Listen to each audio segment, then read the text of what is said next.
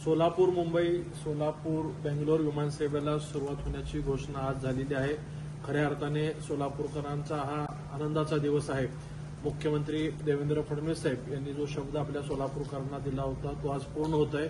विशेषतः पालकमंत्री जयकुमार गोरेभाऊ यांच्या पाठपुराव्यातनं सोलापूरचा विकासाचा बॅकलॉग भरून निघतोय असं मी आज आवर्जून या ठिकाणी नमूद करेल। केंद्रीय हवाई उड्डाण राज्यमंत्री श्री मुरलीधर अण्णा मोहोळ यांनी सोलापूर गोवा विमानसेवा सुरू केल्यानंतर सोलापूर मुंबई सोलापूर बेंगलोर त्याचबरोबर सोलापूर तिरुपती विमानसेवाही सुरू करून देण्याचा शब्द सोलापूरच्या कार्यक्रमात दिला होता। त्यासाठी महाराष्ट्र शासनाच्या वतीने विजेएफ देखील मंजूर झाला होता। गणेशोत्सवाच्या काळात वर्षा निवासस्थानी आम्ही व अक्कलकोटचे आमदार सचिनदादा कल्याण शेट्टी दर्शनाला गेल्यानंतर मुरलीधर अण्णा मोहोळ यांची त्या ठिकाणी भेट झाली होती।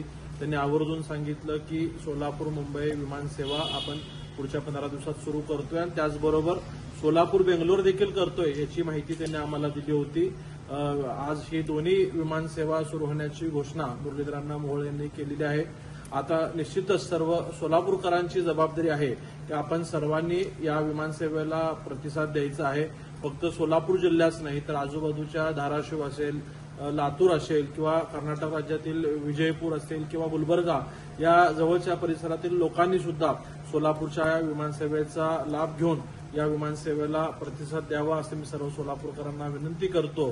पुनश्च एकदा पालकमंत्री जयकुमार गोरे साहेबांचं मी मनापासून खूप खूप आभार मानतो, कारण का ते स्वतः दिल्लीला यासाठी जाऊन पाठपुरावा करून आलेले आहेत आणि सततचा त्यांचा झालेला फॉलोअप त्यामुळेच हा सोलापूर विमानसेवेचा प्रश्न आज निकाली लागलेला आहे।